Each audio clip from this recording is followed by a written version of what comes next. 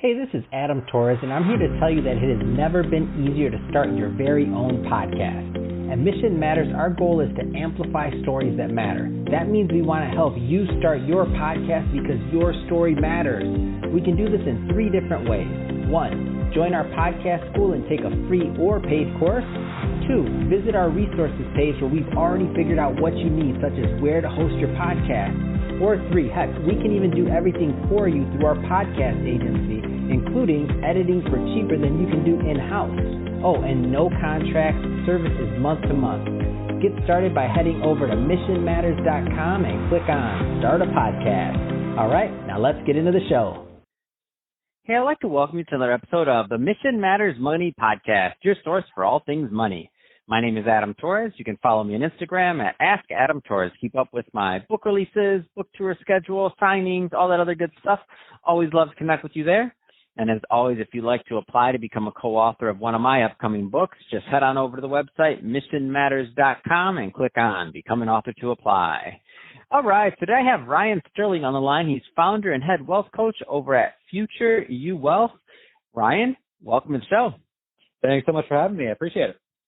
All right, Ryan. So I'm excited to get into your new book today. You're Making Other People Rich, Save, Invest, and Spend with Intention. So for my audience that have been listening to me for a long time, you know I love supporting other authors and helping them sell books. So we definitely want you to go out and pick up a copy of this. And we're going to get into the content of the book, Ryan. But before we do that, just to give the audience a little bit more context on your background, tell us a little bit more about what you're doing over at Future You Wealth. Yeah, for sure. First off, thanks for supporting the book. I look forward to talking more about it. But yeah, just a little bit about myself. So I've been a practicing financial advisor, going on 16 years now. The bulk of my time has been spent working at some of the larger firms in the industry. I worked at Goldman Sachs out of business school. I worked at a large investment management firm called AllianceBernstein. And before launching Future You Wealth, I was at one of the largest global investment management organizations. And I would say that the typical client that I worked with at those firms would be considered high net worth or even ultra high net worth. That can be defined in a lot of different ways, but just for clarity's sake, let's just say $5 million in investable assets and above. So that's not $5 million net worth. That's $5 million of liquid investable money. So, I was working with, pretty wealthy people, right? People who were, retired, business owners, post-liquidity events, a lot of inherited wealth, legacy families, and everything was all well and good. And something happened a couple of years ago where I was given the opportunity to contribute an article to Business Insider. And it was, kind of give your tips on how, a young person looking to build wealth, what would you recommend they do? And I wrote the article and it went on to be like a viral success. And the feedback I was getting was just, it was overwhelming. And I had one guy reach out to me, tell me that, he made the article must read for all of his grandchildren. I had people telling me that, this article is helping them get out of debt. And it was one of those things where as much as I liked my job and liked working with my clients, I really felt that there was an underserved part of the population. So fast forward to where I am today, and now I run my own independent wealth practice, Future You Wealth. And I still work with some of my high net worth clients who have followed me over the years. But I would say that really the goal and the mission for Future You Wealth was to really help that person who feels unrest or anxiety when it comes to money. That person who gets to the end of the month and says, where did all my money go? That person who's in credit card debt, that person who's really struggling. I do have 2 sides of my business. So there is a side that's kind of your traditional wealth management relationship where there's financial planning, but I also manage the assets for the clients in diversified portfolios. But another side of my business that's been a really fast growing part of it, which is also going to be wrapped into an online course in the very near future. I call it wealth coaching. And wealth coaching is for that person that is, again, feels unrest, doesn't know where to start, and money is a huge source of anxiety and something that's scary for them. And in the coaching part of the engagement, and again, soon to be an online course, we just go through baby steps, step by step, on how to get out of credit card debt, how to start investing, how to be more at peace with your money. And I tell you, it has been such an amazing and rewarding experience. over this year or so that I've been live with Future You Wealth. Man, that's awesome. And I think that's a great transition. So let's dive into your book. So you're making other people rich. What was the inspiration for writing this and for taking it and putting it into book form? Yeah, I mean, I think like a lot of authors, I basically wrote the book that I wish I would have read 10 to 15 years earlier. Yeah, it's one of those. I talk about my background and, working at some of the larger firms in the industry. And I suffered from a phenomenon that a lot of professionals suffer from, and that's called lifestyle creep. And lifestyle creep is effectively, the way you think about it, is that every time you get a bonus, every time you get a raise, you're earning more income, it becomes an invitation to develop more expensive tastes and habits. So your income goes up by $50,000. Well, your expenses go up by $55,000. Your income then goes up by $100,000. Your expenses go up by $110,000. It was one of those things where, again, I found myself. It's funny. I take a step back. I remember when I was 25 and I was going to pick up a print job in the office printer, and I saw this was inadvertent. I was picking up my print job, and sometimes you pick up a job and there's someone else's print job with it. And it was the W-2 of an older client, a colleague of mine, someone who was in their late 30s, early 40s. And I remember I saw the number that they made, and like my eyes were popping out of my head. And I was like, wow, like when I hit that number, like that's going to be my I made it number. So then fast forward like 12 years or so, and it's at the end of the year, and I'm just kind of doing some reflection over the last couple of years. And I ended up just deciding to pull up like, how much money am I going to make this year? And I ended up pulling up my ADP income report. And it was one of those moments where I'm like, wow, wait, I hit that number. I made it number. And I looked at where I was. I looked at my relationship with money. I looked at, our consumption patterns. And I looked at just how much anxiety and unrest I felt about money.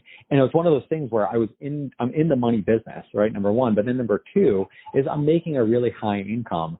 And it's one of those things where it hit me, where it's like managing wealth, while the numbers and the forecasts and the spreadsheets are all important, it's really your relationship with money. And I just started talking to other people, and I wasn't alone in this. And then that coupled with a Business Insider article, and I said, you know what, I think this message needs to get out there, that it's managing money, it comes down to more being intentional with your money. Understanding how to design your best, most intentional life and use the money as a resource, again, for lifestyle design, as opposed to having it be a force that basically just fuels your ego. Man, that's well said, and I like that you use yourself as an example, because I feel like sometimes people think that it's when it comes to money or something else like that high income earners or people aren't always susceptible. And to me, I always tell people, I'm like the more money you make, sometimes, especially I know from your vantage point with the type of high net worth individuals you work with, I mean, cash flow is a whole different thing. Wealth and cash flow, I mean, it's two different things, right? 100%. And it's amazing. I mean, I break the book down into 3 sections, and I did this very intentionally. The first section is you're being exploited. And that's all about just the awareness of how retailers and marketers are exploiting us to overspend on a day-to-day basis. The second part is accountability. And it's basically how to fight back, how to take accountability, how to take back control. And one of the chapters, and then I'll say the third section is action. That's actually how to take action. But in the accountability, you talk about, people who are super wealthy.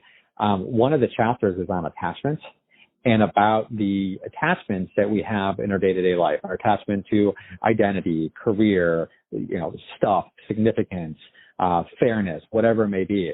And it's really interesting to look at that and to use just the people I've worked with over the years as a case study, because some of the people who make the most money or have the most money have the most attachments and are fueled more by ego.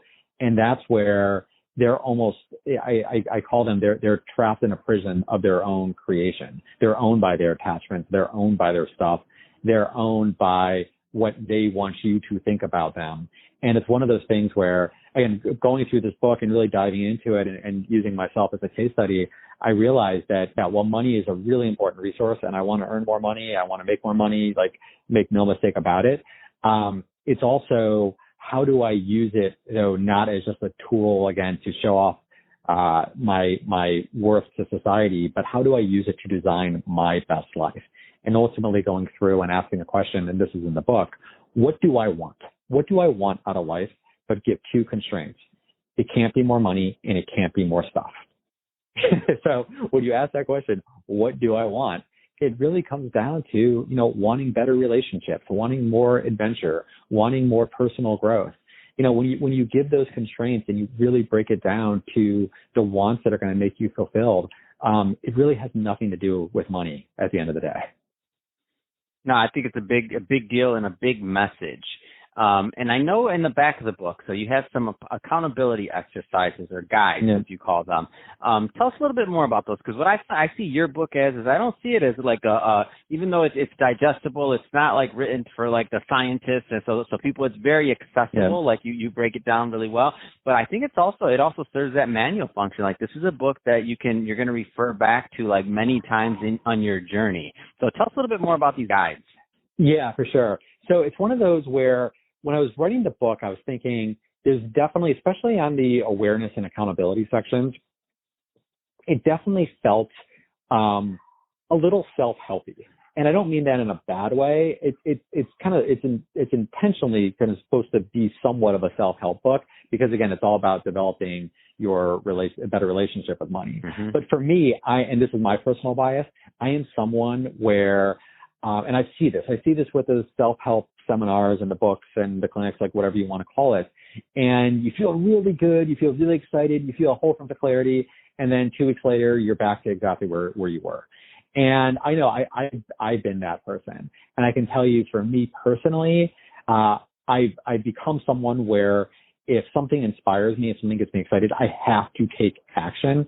So that's one thing that I really wanted to put in this book, and to make sure that while you're reading it, there's also an active element to it. So you're not just reading the words, you're actually putting the words into action. And that's where the accountability exercises. So defining what you want, helping you to go to detach from the expectations, the ideas, the shoulds that are holding you back. Go through and defining wealth on your terms. Like, what does a wealthy life mean to you besides just the money? And again, these guys are really, and then the last one is, what are you willing to commit to? Because it's all fun and games. We can say, yeah, no, this is great. This is what I want. But it's not about what you want. It's about what you're willing to commit to. So again, these accountability exercises were very much about, okay, you feel good. You feel inspired. You feel like you're taking back control. Okay, great. Now take action on it so you can build some momentum. Man, that's awesome, Ryan. I'm a big fan of the work and what you're doing. So that being said, if somebody's listening to this and they want to learn more about your team and what you're doing over at Future You Wealth, or if they want to learn more about the book, I mean, just in general, how do people connect with you and your team, Ryan? Yeah, for sure. So there is the website for Future You Wealth, futureyouwealth.com. But also, if you want to engage with me, though, on a more holistic level, look at the online course, look at the book, etc. I have another website, ryansterling.com, and that's probably the best place to go. So ryansterling.com, that has everything about me, my story, my book, ways to engage with me, including Future You Wealth. Also, I'm pretty active on LinkedIn, so you can just find me, Ryan Sterling, on LinkedIn. Those are probably the best ways to engage with me. Fantastic. Well, Ryan, congrats again on the new book and all the great work you're doing there. I think you're going to help a lot of people with that, so congrats. And to the audience, as always, thank you for tuning in. Hope you got a lot of value out of this. If you did, don't forget to subscribe to the podcast. Leave me a review in the Apple iTunes store. And if you're watching this on our YouTube channel, Mission Matters Money, definitely give us a subscribe there, but also leave us some comments on the video. Love to know what kind of projects and things that you're working on. And Ryan, thanks again for coming on the show. I appreciate it. Thanks for having me.